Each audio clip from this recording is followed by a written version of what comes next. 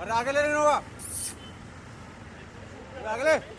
हाँ भाई रवि, ये क्यों शूट कर रहा है?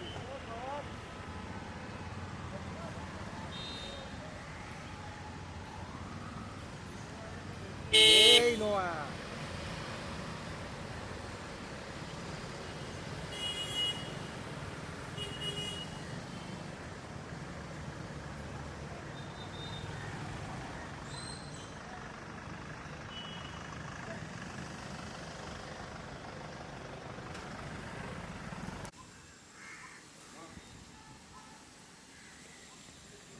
आता स्मशान निमित्त गाडी दिसली ना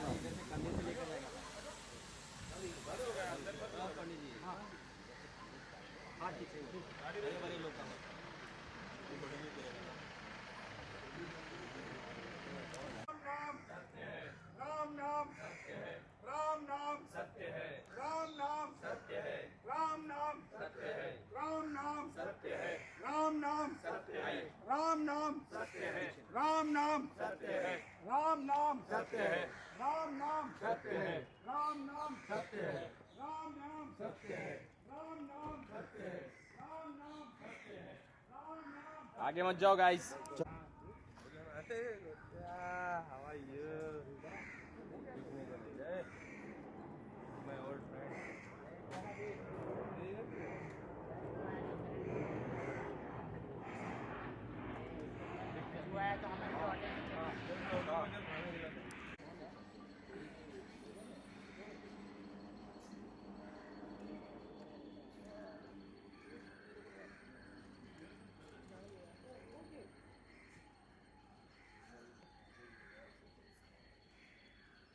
हे विनोद,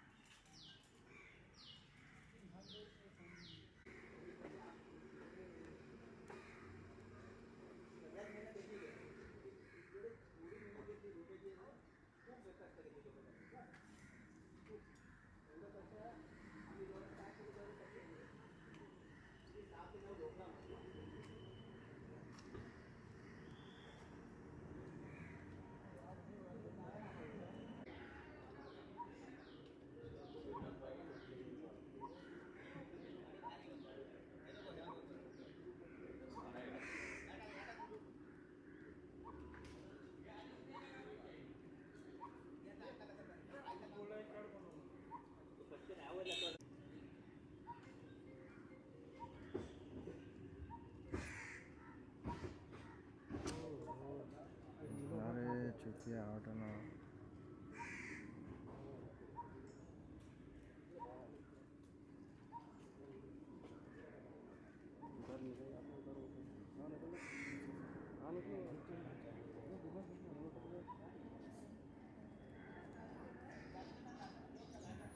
पिसा मैं नीचे जा रहा हूँ।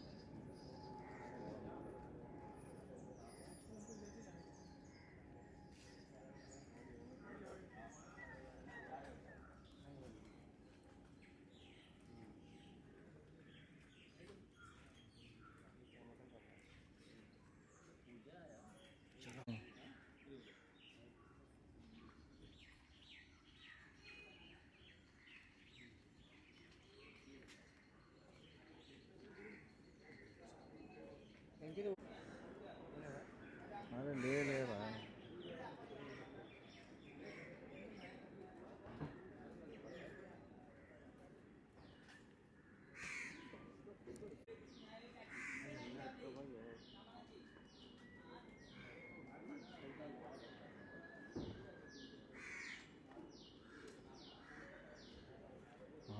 आर्टिस्ट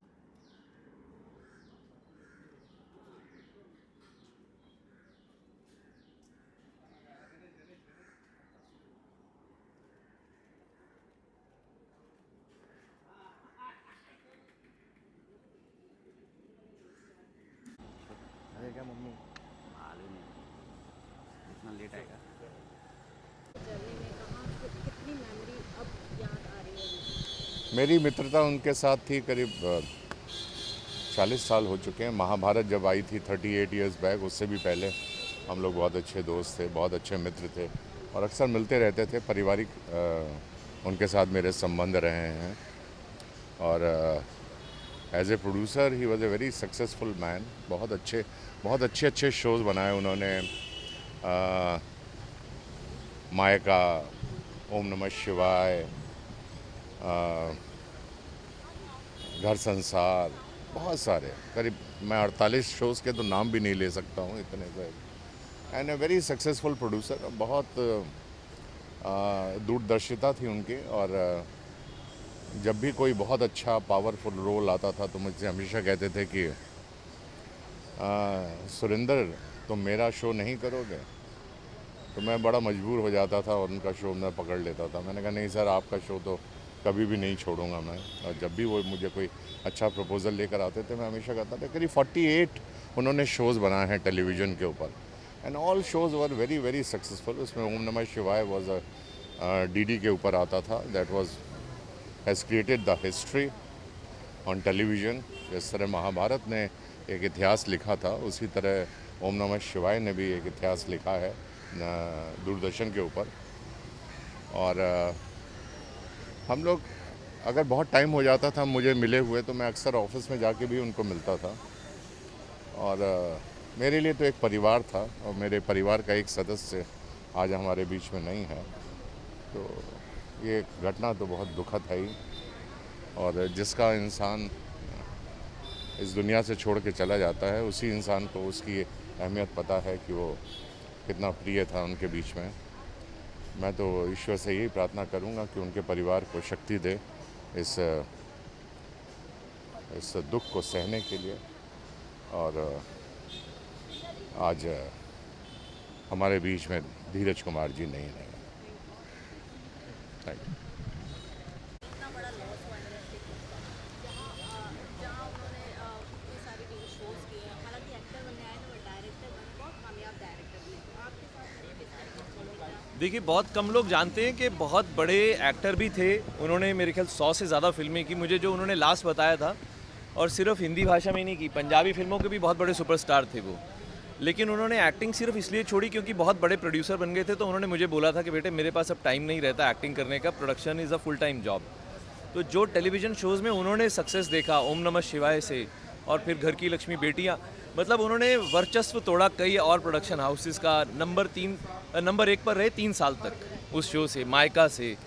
उन्होंने जो सक्सेस देखा है वो आजकल देखना बहुत ही इम्पॉसिबल है। और उसके पीछे सिर्फ ये नहीं कहूँगा उनकी मेहनत थी, उनका दिमाग भी था उसके पीछे। और उनकी एज एन एक्टर जो इंटेलिजेंस थी वो भी उनके प्रोजेक्ट्स में नज़र आती थी। हालांकि आपको बेटी का कैरेक्टर दिया था, बेटी जैसा मानते हैं आप, क्या कुछ मेमोरी शेयर करना चाहोगे? ये बहुत बड़ा लॉस है एक्चुअली। मैं आज जो बॉम्बे में हूँ it's only because of him. जो उन्होंने सर्च किया था बेटियाँ सीरियल के लिए, 4 बेटियाँ चाहिए थी, सरस्वती, दुर्गा, मैं दुर्गा थी उसमें, गौरी एंड लक्ष्मी। तो उन्होंने लखनऊ से मुझे खोजा था और यहाँ लाए थे, अपने घर में रखा था। मतलब ड्राइवर दिया, सर्वेंट दिया, कौन करता है। अब आज मैं देखती हूँ ऐसा नहीं होता है। वो अभी लास्ट ईयर ही मुझे मिले थे दंगल के अवार्ड फंक्शन में। तो बोले बेटी दामाद जी से मिल के आ रहा हूँ, तेरे से मिल लेता हूँ। तो उनके साथ मैंने रैंप वॉक भी किया बेटी फाउंडेशन के लिए, अनुशा रंजन के लिए। एज अ फादर डॉटर हम दोनों ने वॉक भी किया स्टेज पे। तो मतलब एक तरह से he is my God father and will always be.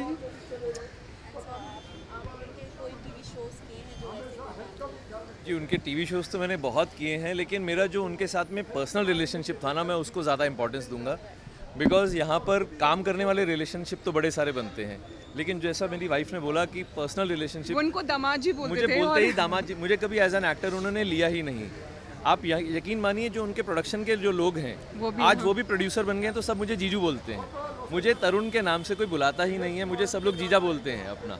तो वो सिर्फ इसलिए क्योंकि स्मृति उनके घर में बेटी की तरह रहती थी, तो उनकी वाइफ जुबी जी वो भी इसको बेटी बोलती हैं। तो हमारे को उनके घर में बेटी और दामाद का ही दर्जा उनके मिला हुआ 4 है। शोज़ किए मैंने, back to back 4 shows. Sir जैसे कि हमने आपको देखा है शोज में, सर ने भी ऐसे बहुत सारे महत्वपूर्ण शो बनाए हैं। क्या आपने कभी इन फ्यूचर सोचा था कि ऐसा कोई किरदार जो मेरे ऊपर लिखा जाए, जो मुझे उसमें कैरेक्टर प्ले करना है? नहीं, मैंने तो ऐसा ऑनेस्टली कभी सोचा नहीं था कि लोग इतना इस रोल में मुझे पसंद करेंगे, बट ऐसे बड़ों का ही आशीर्वाद होता है। जैसे धीरज जी थे, इन्हें प्यार से सब लोग डीके बोलते थे, तो डीके सर बोला करते थे हम लोग इन्हें।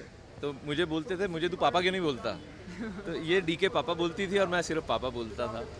तो इनके आशीर्वाद हैं जो हम लोग आज बॉम्बे में फल फूल रहे हैं, जो भी काम कर रहे हैं, जो लोगों से प्यार मिलता है थोड़ा बहुत भी, वो ऐसे बड़ों का आशीर्वाद ही है और कुछ नहीं। मैं इनकी एक ही बात बताऊंगा सबको कि he was a very stylish man. मैंने इनके जैसे गुड लुकिंग आदमी अगर मैं कहूँ कि भारत के इतिहास में, तो देवानंद थे, धर्मेंद्र जी, विनोद खन्ना, तो धीरज कुमार जी उसी कड़ी में थे। बहुत ही खूबसूरत, बहुत ही अच्छी शख्सियत के मालिक थे और बहुत ही अच्छे कपड़े पहनते थे। मतलब मैं इनको जब भी मिलता था मैं कहता था सर अपने टेलर का, डिज़ाइनर का नंबर मुझे भी दो। तो कहते थे बेटा तुझे जो चाहिए बोल दे, मैं तेरे घर भिजवा दूंगा। मैं कहा नहीं नहीं नहीं सर, आप जितना स्मार्ट मैं नहीं देख सकता। तो मेरे साथ में उनका बहुत मजाकिया वाला एक रिलेशन था। बहुत ही स्मार्ट आदमी थे, बहुत ही गुड लुकिंग आदमी थे और बहुत ही सक्सेसफुल। उनके साथ जिन लोगों ने भी काम किए, देखिए आज 20-20 साल हो गए लगभग, वो सब के सब आज यहाँ पर मुझे मिले हैं। वो सब उनके साथ में आज भी जुड़े हुए हैं, वरना लोग क्या होता है काम करते हैं और आगे निकल जाते हैं। इनका कैसा था कि सबके साथ पर्सनल रिलेशनशिप बना के रखते थे। हम कभी भी अपनी समस्याएं लेकर भी इनके पास जा सकते थे। तो ये रिलेशनशिप हर किसी के साथ में नहीं होता है। तो बहुत ही पुराने टाइम के आदमी हैं। Thank you. सर इंडस्ट्री को बहुत बड़ी क्षति पहुंची है। धीरज कुमार जी हमारे बीच नहीं रहे, आपकी तरफ से कौन सी यादें थी आप उनको साझा करना चाहेंगे? और ऑब्वियसली इंडस्ट्री के लिए इन्होंने लोगों को बहुत काम दिया था, अब वो हमारे बीच नहीं रहे। अगर ऐसा इंसान हमारे बीच नहीं रहता है तो बहुत तकलीफ़ की बात है।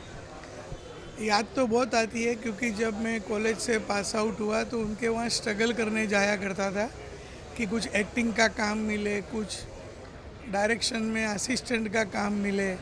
तो जब भी जाता था तभी उनका इधर जुहू तारा रोड पे ऑफिस था, बहुत प्यार से बात करते थे और ऐसे ही संपर्क बढ़ा। और जब से मैंने तारक मेहता बनाया तो मुझे हमेशा शुभकामनाएं देते थे। जब भी हम लोग कुछ मुकाम हासिल करते थे तो बहुत खुश हो जाते थे। जब भी मुझे मिलते थे तो बहुत शुभकामनाएं देते थे। तो उनका बहुत प्यार था मुझके ऊपर, जो मैं भूल नहीं सकता हूँ। कभी सेट पर भी विजिट करते थे? नहीं, ऐसे तो नहीं हुआ, लेकिन क्योंकि वो खुद ही प्रोड्यूसर थे तो सेट पे तो। लेकिन आज बहुत दुख हो रहा है क्योंकि पिछले हफ्ते ही हमारी बहुत सारी बात हुई। मैं ये शो अच्छा कर रहा है अभी, आज भी तारक मेहता, तो उन्होंने मुझे शुभकामनाएं दी। यानी आखिरी मैसेज उनका मेरे मोबाइल में शुभकामना का है। तो उनके हमेशा आशीर्वाद रहे, बस भगवान उनके परिवार को शक्ति दे। हिंदी सिनेमा के लिए कितना बड़ा लॉस हुआ है सर? हिंदी सिनेमा में भी लॉस है, पूरा एंटरटेनमेंट इंडस्ट्री में लॉस है क्योंकि टीवी पे उन्होंने बहुत काम किया। पिछले 2-3 दशकों से बहुत सारे शोज बनाए, संसार, ओम नमः शिवाय, तो बहुत सारे शोज हैं।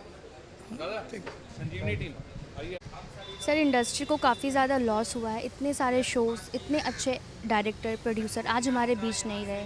सर क्या कहेंगे, आपकी कौन सी यादें उनके साथ रही हैं जो अभी सोच सोच के आपको बहुत दुख हो रहा है? मैं धीरज जी बहुत नेक इंसान थे, बहुत हम्बल थे, न्यू कमर्स को बहुत काम देते थे। शुरुआती दौर में मुझे टेलीविज़न में काम दिया था, उसके बाद मुझे बहुत सारी फिल्में मिली, खुदा गवाह, सरफरोश। लेकिन बहुत नेक इंसान थे, हेल्पिंग नेचर था, चेहरे पे हमेशा मुस्कुराहट होती थी और कभी उनके चेहरे पर शिकन नहीं देखा। कोई भी उनके ऑफिस में आता था उसको काम देते थे, वो कोई एतराज़ नहीं होता था, कोई भेदभाव नहीं, कहाँ से है, किस स्टेट से आया, वो ऑलवेज वो वेलकम करते थे। इंडस्ट्री के लिए कितनी क्षति पहुंची है इस वक्त? बहुत बड़ा नुकसान है, बहुत सारे एक टेलीविज़न माध्यम से बहुत बड़ा नुकसान है।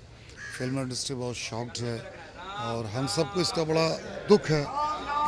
कई ऐसे हादसे हो गए। Thank you.